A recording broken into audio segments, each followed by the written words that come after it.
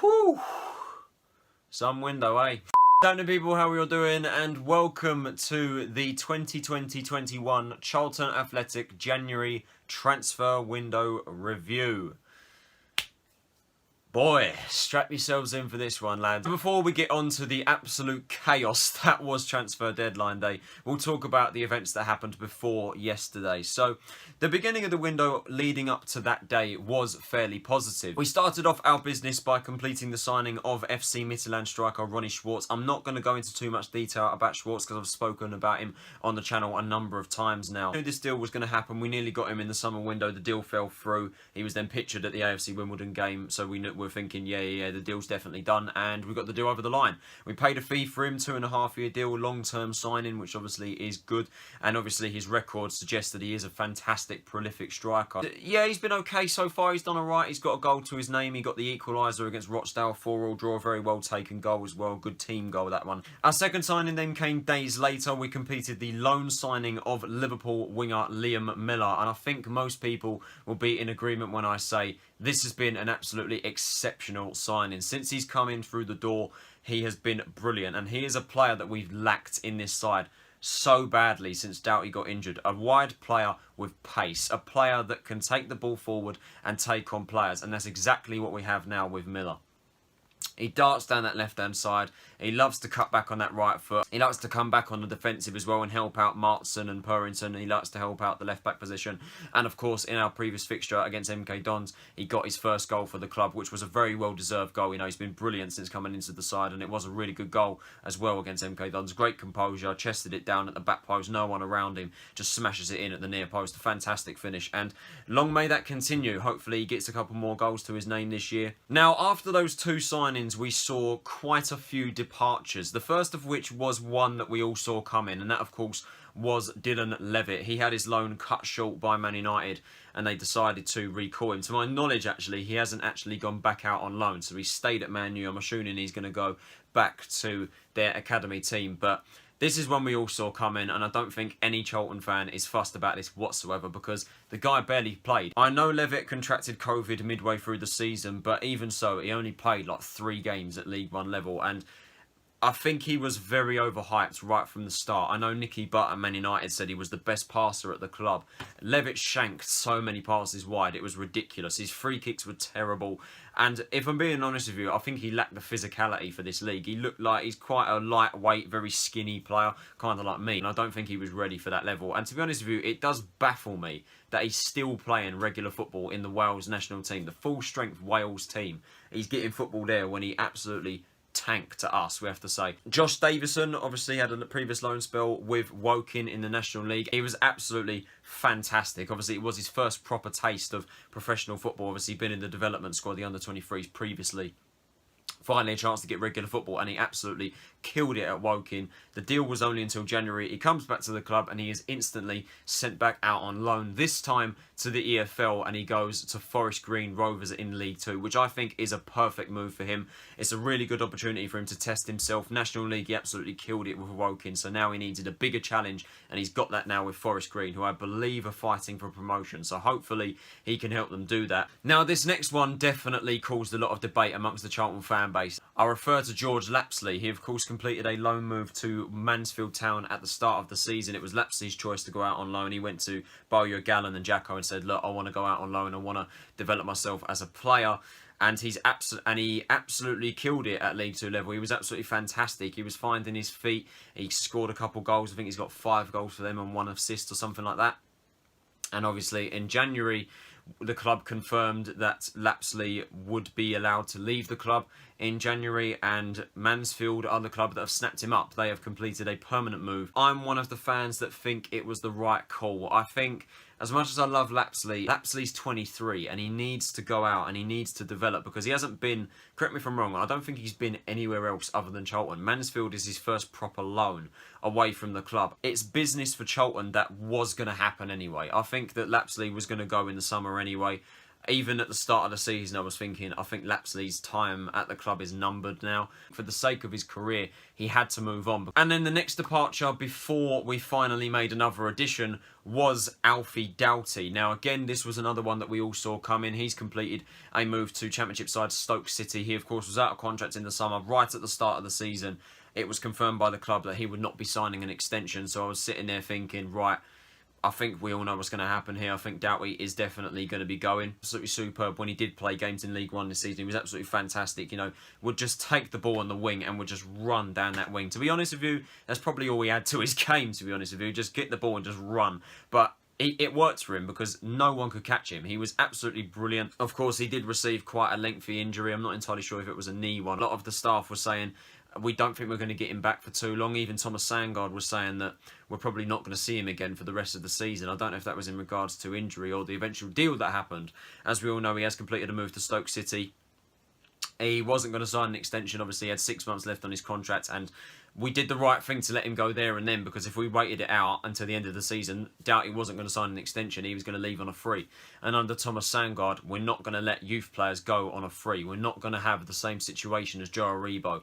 Youth players under Thomas Sandgaard will not leave on a free transfer. Charlton, we done very well there with that move, and I do wish Doughty all the best because he is a bright young talent and I think he will go far. Finally, after those departures, we did eventually make our third signing of the transfer window, and that, of course, was Preston North End striker Jayden Stockley, who completed a move from the Championship side on loan until the end of the season. Now, with Stockley, it's an interesting one because at Preston, if you take a look at his goal record, not the best, if I'm being honest with you. He made 17 appearances for Preston this season, scored just the 1 goal. It was a signing that we needed because if you look at the start of the season and going into the January transfer window, our attack was weak and we needed to improve that. We got Schwartz in to now get Stockley in alongside Washington and Anike. It is a much better strike force. He's another striker with good hold-up play. He's got an eye for goal. He'll take shots. He'll be dominant in the air. And I think Stockley will definitely be a good player for us this season. This signing of Jayden Stockley meant that one player would be pushed out of the door.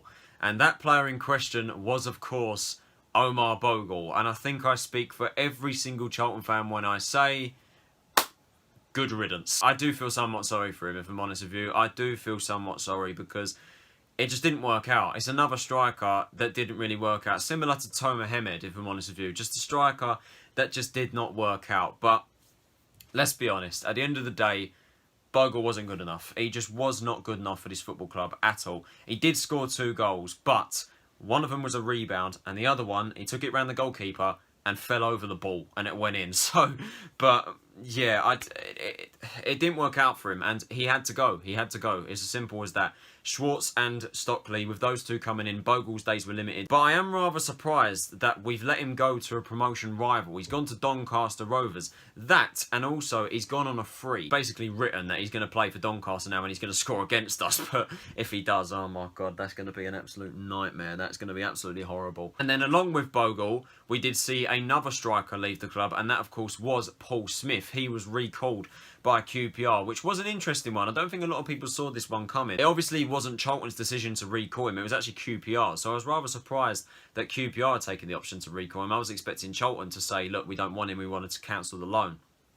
But it was QPR's decision. And obviously, as we all know, Smith was sent straight back out on loan to Accrington Stanley, where he spent a previous loan spell with the season that we went up, 2018-19. And to be honest, I was rather surprised that A, he'd signed for another promotion rival in Accrington, and B, he'd come back to League One at all. Because I think, like Dylan Levitt, he lacked the physicality of this league. You know, he's a small lad, not very physical at all, very nimble, very light, very pacey player. And to be honest with you, he was fairly average, to be honest with you. He was fairly average with the club. I wasn't entirely surprised, nor was I really fussed with him being recalled because I felt that he was easily replaceable. You know, he had his good moments. Let's be honest, he was fairly average. But now we get on to transfer deadline day. and this day, yesterday, was just so many emotions in one day. So heading into deadline day, I was looking for us to sign a midfielder, a wide player, a winger, and potentially a centre-half. I was still under the impression that we needed depth in the centre-back position because I know we've got 4 centre-backs, Pearce, Oshilaja, Famuwo and Ennis, the last 2 of which being injured. Famuwo very close to returning to first team action in it's a couple of weeks away. Let's be honest, our defensive line has been shambolic in recent weeks, and we were linked with Liam Lindsay from Stoke City earlier on in the window. Apparently Rotherham and Swindon were interested. Bowyer then comes out and says that we won't be signing a centre-back, and to be honest with you, I can understand it. I can understand it because he said, you know, Famewo's coming back. He said if there was a right-sided centre-back available, he would sign them, and sadly there wasn't any, so there was intention there. There was an intention to bring in a centre-back. It was just a case of one not being available. It was a case of, okay, we need a midfielder and we need a winger. And we got one of those in very early on. We completed the loan signing of Arsenal midfielder Matt Smith. Now, of course, he was previously with Swindon at the start of the season and he done very, very well. He done very, very well. I think it was 26 appearances, 2 goals, 4 assists. That may just be me making it up, but that's what I remember reading on the website. But yeah, 20 years old, decent midfielder. You know, Swindon fans were absolutely livid to see him get recalled. Obviously, a lot of Swindon fans were saying he's arguably our best player and a real player of the year contender. So we really have committed daylight robbery of Swindon Town there. Obviously, Arsenal recalling him and sending him to us. However, he does look like a good player. He's 20 years old, an energetic, talented midfielder, very highly rated. But is he actually going to get game time? That is the one question that I raise and the one worry that I have, because he's our 6th loan. Like last season, we have 6 loans. And I do fear that it's going to be a cardboard copy of last season, because if you remember, we signed another Matt Smith from Man City last year on loan, and he didn't play. He barely played. He sat there because we had 6 loans. We had 6 loans, and as you know, we can only have 5 loans in an 18 matchday squad. The other 5 loans that we have, Stockley, Miller, Andrew Shinney, Ian Martson and Akin Famewo. Who out of those 5 is going to drop out of the matchday squad for Matt Smith? I do have high hopes for him, and I think he will play tonight against Portsmouth. Smith's got to be pretty damn good to knock the rest of those 5, one of those 5, out of the starting 11. And that's the problem that I have. I fear it's going to be a cardboard copy of last season. And then absolute chaos ensued as we saw 3 players depart the club. The first of which was Brendan Wiredu. Now, Brendan Wiredu isn't necessarily a first team player, you know, he's not really a first team name. Because unfortunately for Brendan, he never really got the chance. He never really got the chance to prove himself. For his sake, he needed to go. He needed to get a fresh start and he had to go and get first team football. And he will get that. He's completed a permanent move to Colchester United, where he spent the first half of last season with, if I remember correctly. I wish Brendan all the best, because he's a good player, and I really do think he deserved that chance to prove himself. But he will get regular game time at Colchester. Now, the other 2 caused an absolute, like, ruckus online. It kicked off with these 2 departures. And that, of course, was our attacking midfielders, Marcus Maddison and Johnny Williams. Marcus Maddison completing a loan to Bolton for the remainder of the season, and Johnny Williams completing a permanent move to Cardiff City. These 2 players leaving the club are good on both accounts. That's my opinion. I think that we've done the right thing in letting them both go. Marcus Maddison, we took a gamble on him and it backfired. We took a risk. He hadn't played football from March onwards and we signed him in October. He comes to a club that is trying to fight for promotion months behind the rest of the team, you know, because he hadn't been training. He hadn't been playing regular first team football. He missed pre-season. He hadn't played the back end of last season because he refused to play football. Marcus was a flop. He didn't work. He did not work at all. Yes, he scored 2 goals against Orient and against Plymouth, and they were 2 very good goals. He didn't do it very often. Yes, he got injured twice. Yes, he apparently was ill in training or something like that. But look, we have to say, Maddison didn't work out. He's not a Bowyer player. He's not a Bowyer player. It was revealed in the South London press that Bowyer tried to change his character because, as we know, Maddison is notorious for having a terrible wanker attitude. And Bowyer has tried to fix that, and judging by his move away to the club on loan to Bolton, he's failed and it hasn't worked. I think it's a good decision. As for Johnny Williams going to Cardiff on a permanent, look, we all loved Johnny. We all absolutely loved him. The reality is, though, like Maddison, he didn't click. He didn't really click. He didn't work out. He didn't find that second gear. From the day he signed for the club, even in the first season, you can go back and watch my old videos. I'm fairly certain I mention it at some point in those videos. I said from the moment he joined us, the one thing that Johnny lacked is end product. And that has been a recurring theme throughout his Charlton career. He made 60 plus appearances for the club. He scored 2 goals, both of which came this season. And he got 5 assists, all of which came at the start of last season before he got injured. He cannot do it when it really matters. He can't give us the goals and the assists. And again, like Maddison, didn't really fit into Bowyer's plan. He could do really well under Mick McCarthy. He could do very, very well. And I wish him all the best at Cardiff. But the truth is, he just lacked the end product and he didn't really work out for us like Maddison. And to be honest with you, I'm not entirely fussed that he is out of the door. He needed to sign a player. As we know, we have been interested in so many wide players this transfer window. The first player that we were linked with was, of course, Exeter City Joel Randall. 21 years of age, very young talent, absolutely killed it at League 2 level. Something like 17 odd appearances and like 8 goals. Absolutely unbelievable talent. Their valuation with what they felt was the right value for Randall, which was £1 million. It was £1 million. The final bid that we had rejected for Exeter was half that, for £500,000. I think we should have been more ruthless in that deal. I think we should have gone for it. We should have taken that risk because he's a young lad. He's 21. He doesn't affect the wage cap. He's probably going to be worth double that in a year's time. And he really would be an exciting player for us to sign. We should have taken a gamble now before we try and go back in for him again in the summer if we are to go back in for him. And all of a sudden he's worth double his valuation. And then we can't get him because it's too much money. So we pulled out of the Randall deal and we were trying to bring in a wide player. And in the early hours of yesterday, Sky Sports reported that we'd put in a £500,000 bid for Crewe Alexandra winger Charlie Kirk. Now, this was going to be a cracking signing if we were to get him over the line. Obviously, 23 years of age, 4 goals, 5 assists in League 1 this season. 14 assists last year in League 2, along with 7 goals, and was in the PFA Team of the Year for League 2 last year, and only 23. This would be an absolute cracker of a signing, absolutely unbelievable deal, and we very nearly got him. We very nearly got him. The agent messed it up and absolutely ruined us, and Charlie Kirk would have been an unbelievable signing had we get the deal done, but we just got screwed over by an agent. We were looking at Jordan Graham from Gillingham. They turned us down. We were looking at Viv Solomon Otterball from Wigan, and he opted to extend his stay at Wigan, who was second bottom. We inquired about Shane Ferguson, of course, the winger who plies his trade at Millwall. Now, a lot of Charlton fans were like, no, we couldn't sign Ferguson anyway because the wage cap got in our way. We couldn't afford him, basically. So the next player that Charlton were trying to sign was Fleetwood Town's Josh Morris. Now, this one just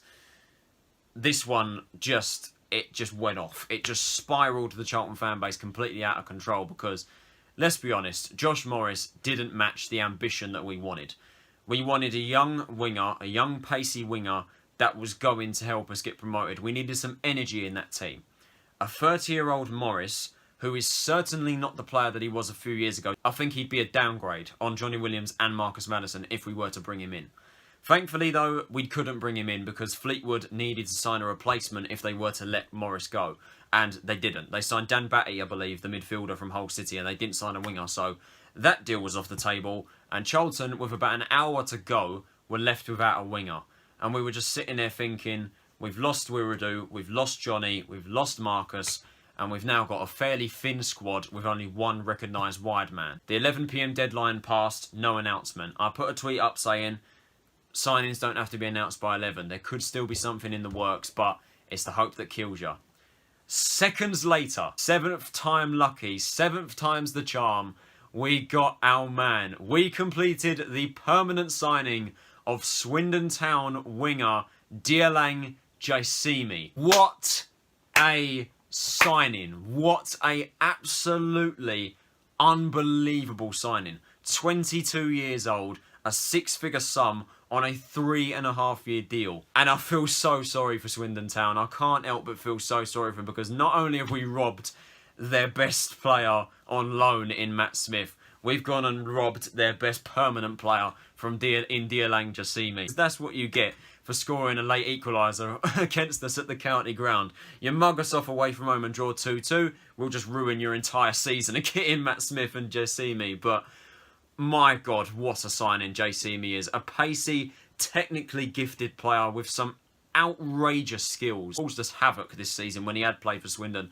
Of course, scored the first goal against us at the county ground. Welcome to the club, DJ. I think he's going to be absolutely unbelievable. 7th time lucky. We finally got our man. What I find even more bizarre is that we had the likes of Jordan Graham, Viv Solomon Otterbourne, Shane Ferguson and Josh Morris on our list before Jaisimi. My overall opinion about our transfer window is that we've done well. I think we've done really, really well. Even before leading up to transfer deadline day, I think we've done well. You know, we needed to strengthen that attack. Bowyer said that we needed to strengthen our attacking line, and we did. We did that. We did very well. You know, Schwartz, an upgrade on Smith. Stockley, an upgrade on Bogle. We've done really well in that position. And we'd also brought in Miller. We needed a wide player, and he has been absolutely exceptional. What we've done in terms of our departures is weed out the deadwood. Go back to the start of the season. This season was always going to be a rebuild, and in a way, from the start of the season, it was pretty much a write-off. You know, we weren't expected to go up. We weren't expecting to get promotion because obviously our time under reassigned the transfer embargo, and we did have 2.5 weeks to put our squad together in the summer, and you have to, and it really does show how rushed we were in those 2 weeks. Some of the players we brought in, it was a case of us needing to bring in a player, or we're not going to bring in a player at all, and it really does show that we were rushed because Levitt, Bogle, Smith and Madison, players we signed in the summer, they're all gone already. They're gone after months. It shows how rushed we were, and we were going to have a rebuild at the end of the season either way. And what Bowyer's done is cut the squad down, got rid of players we didn't need, and weren't going to fit into the plan that he now has, which is going to be, I'm assuming anyway, a flat 4-4-2 with Aniko, Washington, Schwartz and Stockley up top, with Miller on the left, Jaisimi on the right. And even if you look back to a previous video I did, what do I expect from Charlton this season? I said, I'm not expecting us to go up, because this season is all about rebuilding.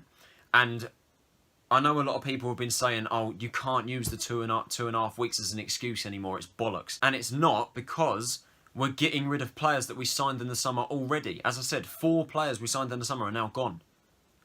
We are getting, this season was always going to be a rebuild, and we were so pressured to bring in players in the summer that we had to bring these players in just to make up the numbers. We're going to go in the summer anyway, so we're doing the job now, so we can try and mount our promotion charge. Thomas Sandgaard said at the start of the season that we'll blow right through League One.